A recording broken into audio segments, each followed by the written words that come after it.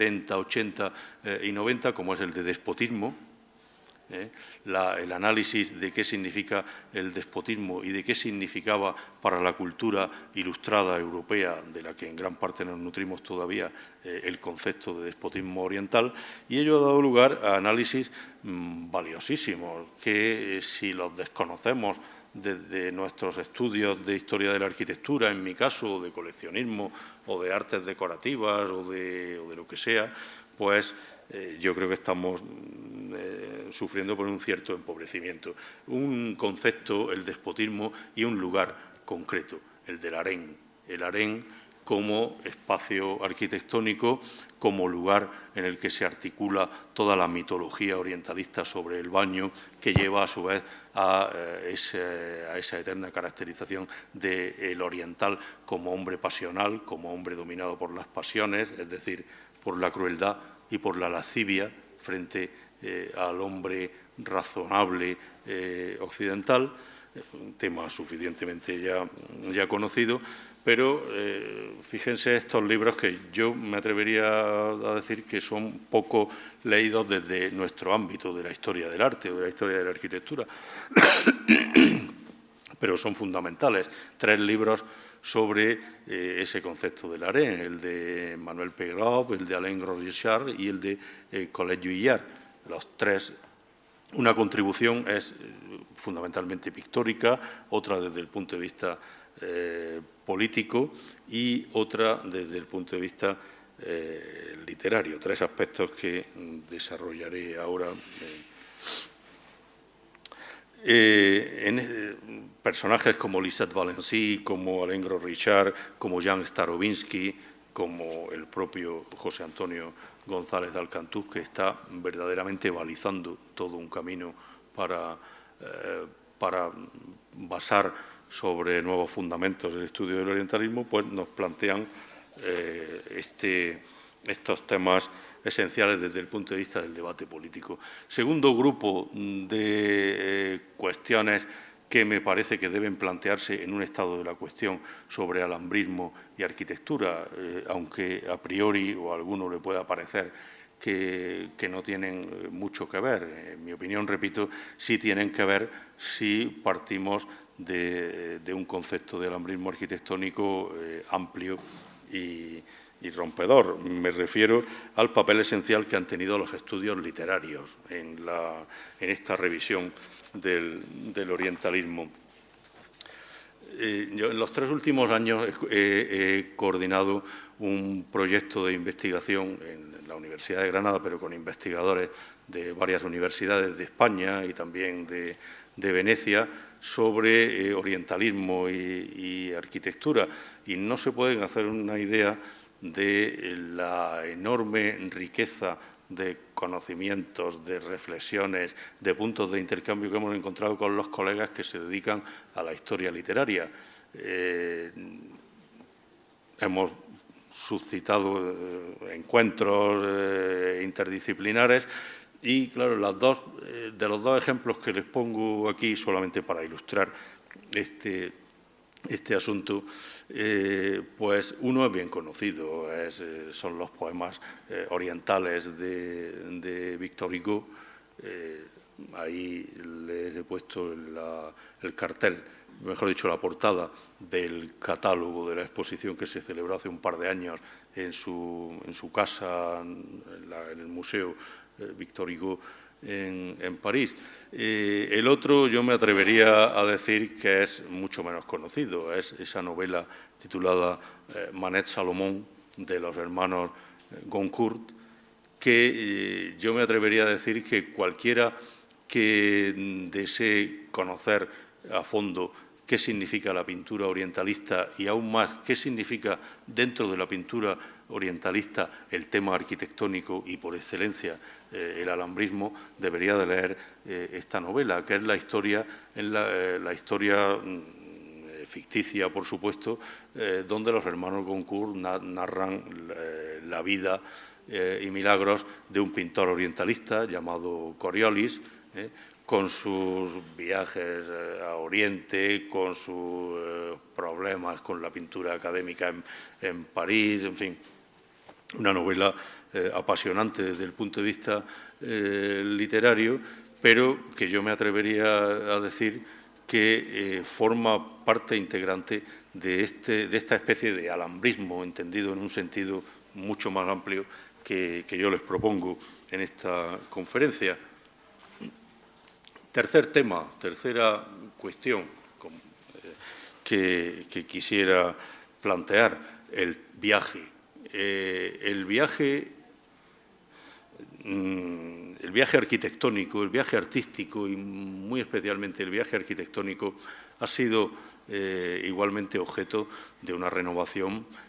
absolutamente notable en las últimas décadas. Hemos pasado de una concepción, me atrevería a decir que pintoresquista, del estudio de los viajes artísticos. En la Alhambra sabemos mucho de esto, porque no en vano el viaje a la Alhambra es el más importante subgénero del viaje orientalista del siglo XIX. Hemos pasado de una concepción, me atrevería a decir que pintoresquista, anecdótica, en muchos casos localista, es decir, esa típica mirada donde uno va a buscar al grabado de Giraud de Pranger o de David Roberts, no tanto el humus cultural del que ha salido ese grabado, sino si la puerta de la justicia estaba así o asado, o tenía esta cosa o no la tenía todavía, que es legítimo. Este tipo de preocupaciones también no las estoy descalificando, pero junto a ellas aparece también un segundo, que se me había olvidado desconectar los móviles y los carga el diablo enseguida. Y este tema del viaje, pues, ha sufrido en el buen sentido, como digo, una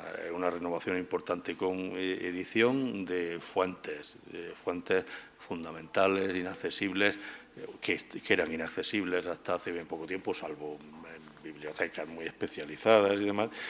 con edición de fuentes, con monografías sobre personajes como Semper, como Hillot, como Pascal Coste, como Owen Jones, que nos reunía en este mismo escenario no hace tanto tiempo,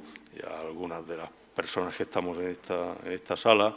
como Louis, como Henri Saladin, como el propio Tony Garnier. Todos ellos han sido objeto recientemente de monografías de las cuales hemos podido saber que el viaje artístico y arquitectónico, el viaje orientalista del siglo XIX, tiene una trastienda, por ser rápido y franco, tiene una trastienda, una enjundia que va mucho más allá de esos meros aspectos anecdóticos que mayormente habían atraído nuestra mirada hasta no hace mucho tiempo. Prueba de ello, pues, algunos libros importantes de los últimos tiempos, el de Irini Apostolou, el de Nieves Soriano, recién aparecido, la antología de viajes a Oriente, en fin, no voy a hablar de cada libro en concreto, además sería injusto porque no solo son estos tres, hay otros muchos, se han creado incluso centros, incluso hay un centro internacional de historia del viaje artístico y arquitectónico. En fin, hay viajes en los cuales, sobre los cuales pues, se ha arrojado otra mirada completamente distinta. Son cosas que ya hemos repetido hasta la saciedad, que yo mismo he repetido en esta misma sala y ya tengo un cierto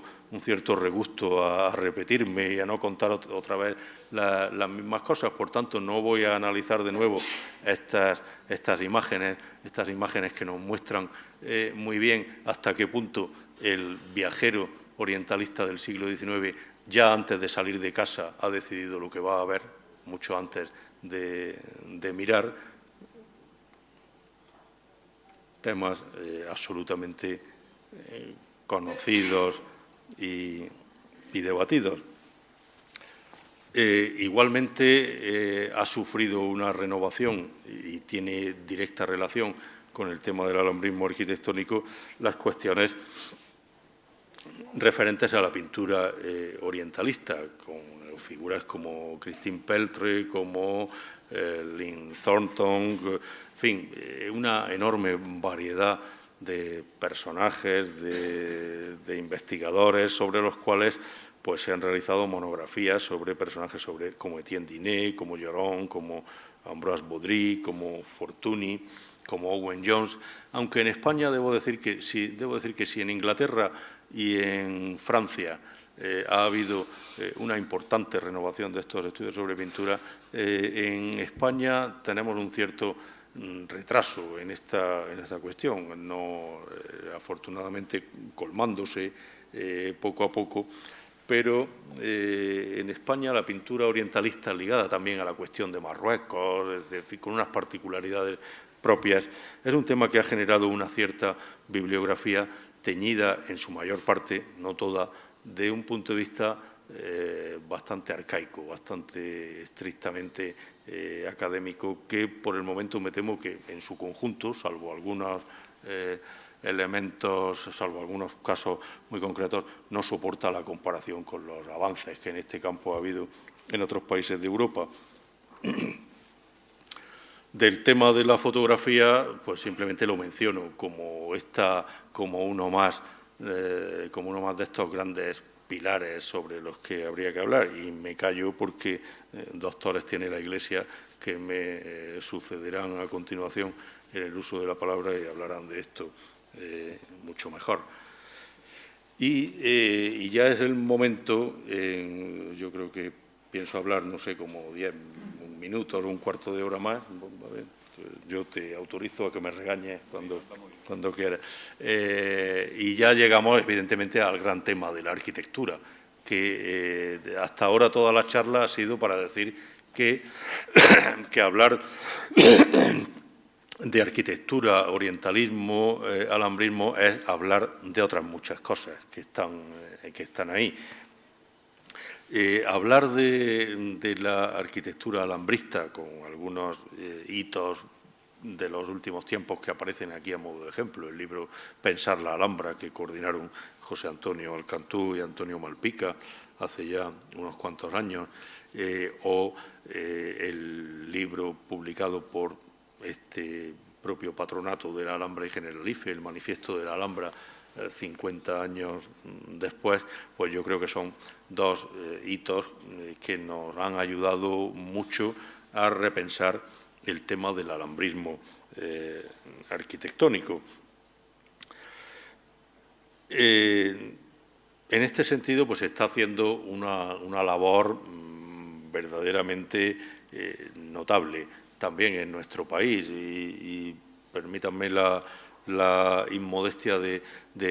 mencionar ese proyecto de investigación que hemos tenido y colocarlo también junto con otros distintos proyectos de investigación que están surgiendo por toda España, con, por ejemplo, las cosas que hace el profesor Luis Azatornil en Cantabria, los estudios que se están llevando adelante en Sevilla, en la Escuela de Arquitectura de Sevilla, y aquí está el profesor Antonio Gámez, que es uno de los protagonistas de este asunto. Es decir, hay un panorama fructífero, hay un panorama que está en perpetuo avance, y un panorama que sobre todo se ha podido desbloquear desde el momento en que hemos empezado por fin a leer la historia de la arquitectura contemporánea de otra manera, a olvidarnos del relato triunfal que veía la historia de la arquitectura contemporánea como una línea teleológica encaminada de una manera recta y sin titubeos al triunfo de la razón tecnológica, al triunfo del mundo de la máquina, representado en el siglo XIX por los ingenieros y en el siglo XX por los arquitectos del movimiento moderno, por los Gropius, Mies van der Rohe, Le Corbusier, etcétera. Como decía antes, esta visión monolítica arrojaba a las cunetas todo lo que no entraba claramente en ello. Y lo mismo que al revisar esta visión monolítica, lo mismo que hemos podido recuperar, por ejemplo, el expresionismo arquitectónico, que había sido su gran víctima en el siglo XX, también hemos podido recuperar, y no es ninguna casualidad que salgan los dos juntos, el orientalismo arquitectónico. En un primer momento, entonces, de conocimiento bloqueado, pues le ha sucedido un panorama de estudios. Aquí tengo dos ejemplos recientes de los estudios sobre orientalismo arquitectónico. Le ha sucedido una serie de ejemplos en los cuales pues, se han estudiado temas como la confluencia con la pintura y la literatura, los espacios pintados y escritos como referencia esencial para los arquitectos orientalistas. Se ha hablado de la historia de la institucionalización del orientalismo en museos y, en primer lugar, clarísimamente el ejemplo del Victoria and Albert en Londres, o el South Kensington. Se ha recuperado o se ha planteado por primera vez la importancia de trazar la historia del coleccionismo de objetos orientales y de objetos arquitectónicos también, no como un mero divertimento prescindible al lado de lo que sería la gran historia, sino como un aspecto fundamental de esa otra historia arquitectónica mucho más articulada que encuentra lugares para estas otras microhistorias que terminan por engarzarse y componer un relato de otro tipo. Hemos podido, sobre todo, hacer la historia de las grandes exposiciones de arte islámico y comprender no solo la importancia de exposiciones recientes, como las que aparecen en pantalla, espero que aparezcan, sí, como esas exposiciones que han tenido lugar en Francia y aquí. Claro, no íbamos a no poner la de Owen John, evidentemente, de hace un par de meses, ¿no? Pero todo esto ha sido recuperado en otro contexto. Antes de ayer estaba en un tribunal de tesis en Barcelona, en una tesis en la que estábamos juntos el profesor Francisco Jarauta, orientalista también, en fin, con el que compartimos pues, muchos puntos de vista de lo que se está diciendo aquí. Era una tesis sobre Rilke, sobre la visión de la arquitectura en la poesía de Rilke, y uno de los capítulos de la tesis estaba dedicado precisamente a la importancia que tuvo en Múnich la exposición de arte islámico de 1910. Esa exposición de arte islámico nosotros la hemos visto siempre como un hito para el conocimiento del arte islámico, pero se nos ha escapado, y a mí se me había escapado también, hasta que no leí esa tesis espléndida que juzgábamos el otro día. Se me había escapado el preguntarme por qué en Múnich deciden hacer de repente una exposición sobre arte islámico en 1910. Y claro, eso forma parte de un contexto en el que toda una élite de una ciudad intenta encontrar referentes culturales, por decirlo de alguna manera, antiprusianos o alternativos a la cultura prusiana dominante. En fin, una historia fascinante que no lo voy a contar ahora, pero que nos revela toda esta trastienda importantísima. Dentro de este asunto, en este estado de la cuestión sobre las arquitecturas orientalistas o alambristas, creo que hemos conseguido por fin, o estamos en camino de conseguir entender de otro modo el tema de las artes decorativas, el tema de las artes decorativas en los espacios interiores de las arquitecturas de tipo orientalista. Estamos en trance, en el buen camino, creo, de entender una visión de las artes decorativas no autónoma, sino en función del espacio arquitectónico, donde la brillante historia de los artesanos y de los artistas orientalistas del siglo XIX es entendida, una vez más, como lo mismo que decía antes, no como una especie de adorno prescindible, tema menor típico de eruditos locales, sino como un argumento esencial a la hora del gran debate que se plantea en la Europa de mediados del siglo XIX sobre cómo ha de ser el hábitat de las nuevas élites que surgen de la revolución industrial, de las nuevas élites de las metrópolis europeas. En este debate no hay que olvidar que junto al diseño de las artes decorativas está también el tema productivo, injustamente olvidado o dejado de lado durante mucho tiempo. El ejemplo, me limito a un ejemplo, todo el mundo en Venecia va a ver el Museo de Fortuny. Bueno, todo el mundo, ojalá fuera todo el mundo, pero digamos todo el mundo de nuestra ralea va en Venecia a ver el Museo de Fortuny, pero nadie, o casi nadie, va a ver el taller almacén de Fortuny, que sigue existiendo, que está al lado del nuevo Hotel Hilton. Parece como, a veces da la sensación como si a los intelectuales nos resultara degradante hablar de la comercialización y hablar de esos otros niveles de la puesta en el mercado del diseño orientalista. Parece que si los sacas del museo pierden el aura y, sin embargo, si no le prestamos atención a este asunto, pues es un tema que se amputa y que nos vuelve a dejar otro muñón suelto por ahí en ese cuerpo que queremos construir. Sobre los Contreras ahora después se hablará, así que rápidamente comentar cómo, por supuesto, el gran tema, uno de los grandes temas de la arquitectura orientalista es el que tiene que ver con hoteles, casinos, espectáculos, espacios de espectáculo, baños, termalismo, es decir, todo aquello en lo que el imaginario oriental puede articularse con las nuevas necesidades de ocio de la segunda mitad del siglo XIX. No comento las imágenes, que son suficientemente conocidas, pero sí que es verdad que en estos últimos años hemos ganado mucho en conocimiento detallado de estos fenómenos, en estudios monográficos de estos edificios. Hace 30 años, un doctorando le decía a su director de tesis que quería hacer una tesis sobre el Casino Moresque de Arcachón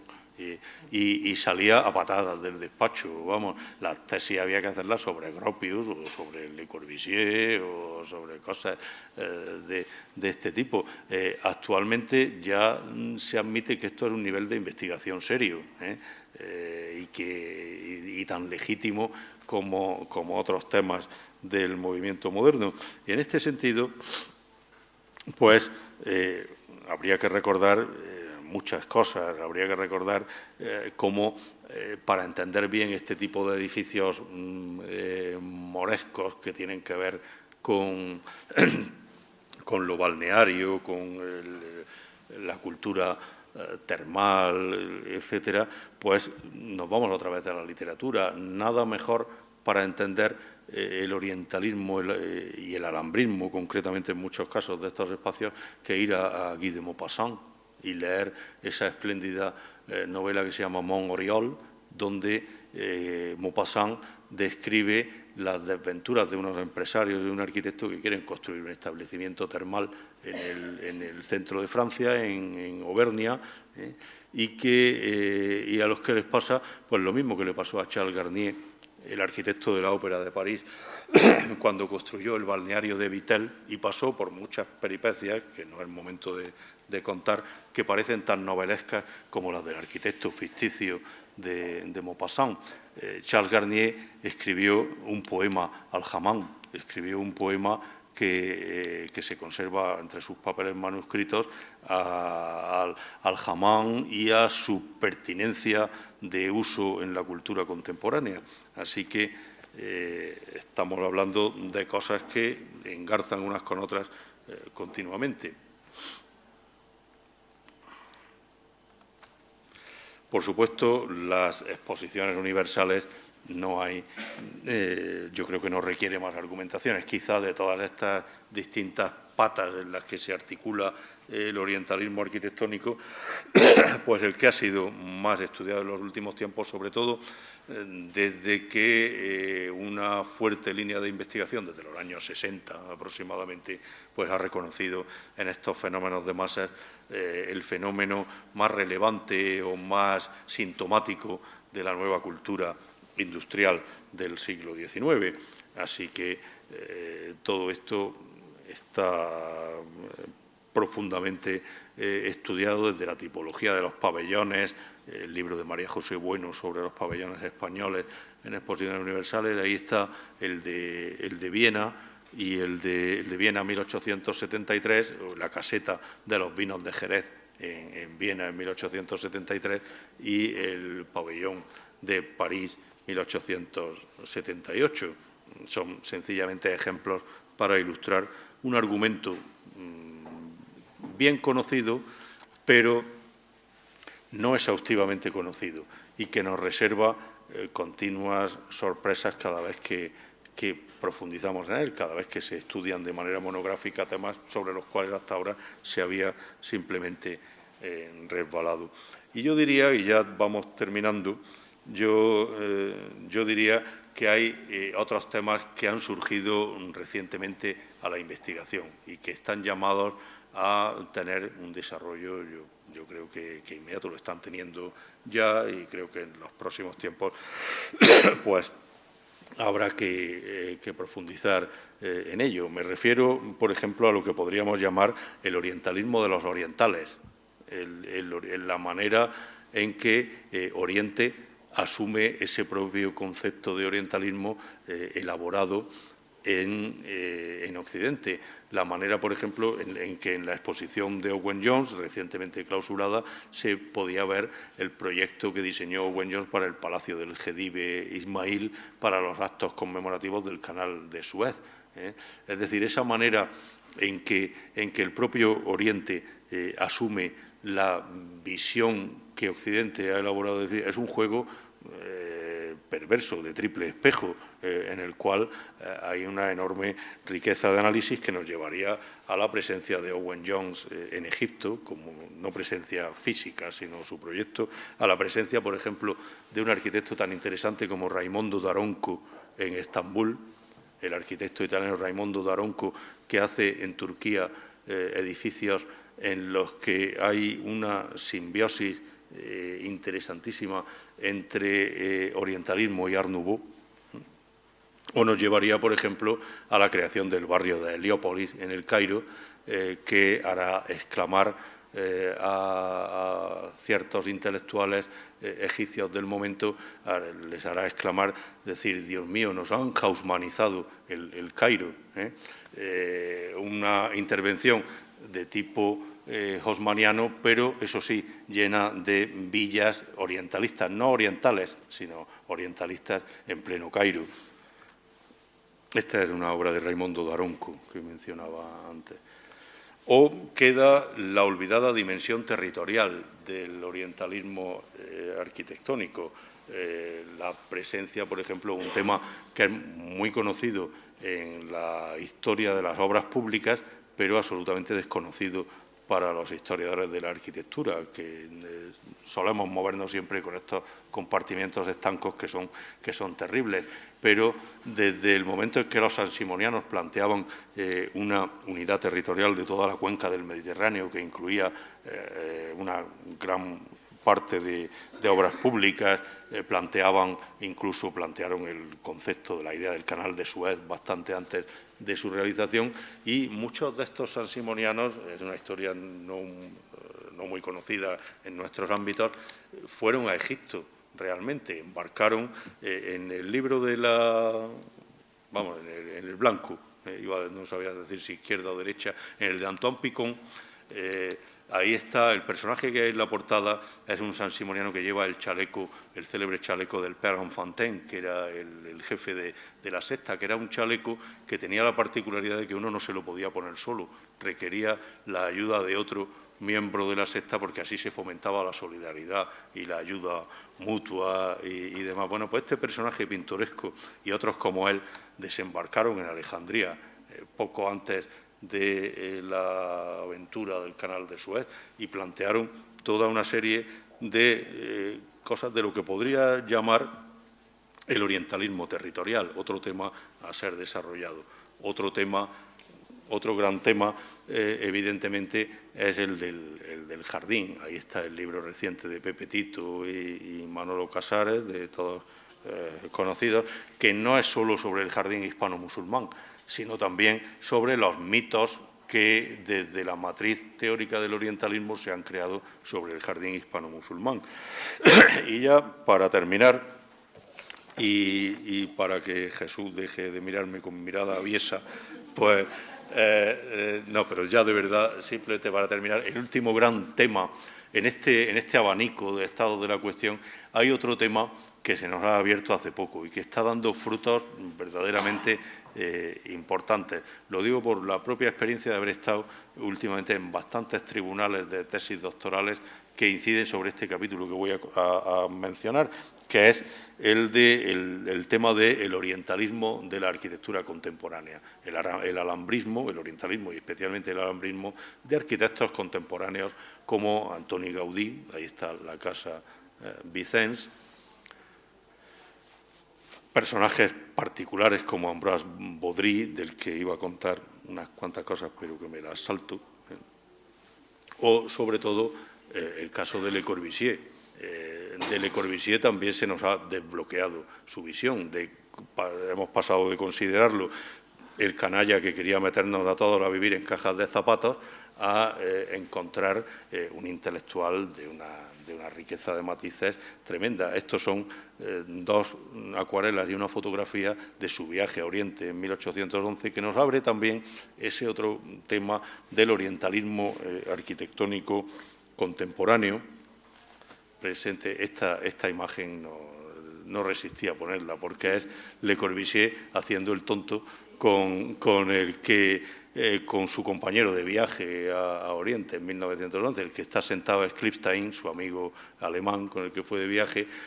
haciendo de sultán, y Le Corbusier se ha vestido de odalisca y está ahí, en fin, sin comentarios. O lo que significa el expresionismo alemán, del que ya hemos hablado, con este palacio, este Festspielhaus de Berlín, construido por Hans Poelzig, en el que la referencia alambresca no solo es evidente, sino que es explícita, confesada por el propio Poelzig. O estas imágenes que ya desgraciadamente no puedo comentar, que son de Bruno Taut y de Uriel Birnbaum. Y último ejemplo de todos conocido, el Instituto del Mundo Árabe de París de Jean Nouvel. Y también dentro de todo ello me parecía que había que reservar un lugar, por último, para lo que yo he llamado el alambrismo degradado, el alambrismo de parque temático, de turismo de masas, presente, por ejemplo, en estos dos ejemplos de Almuñécar.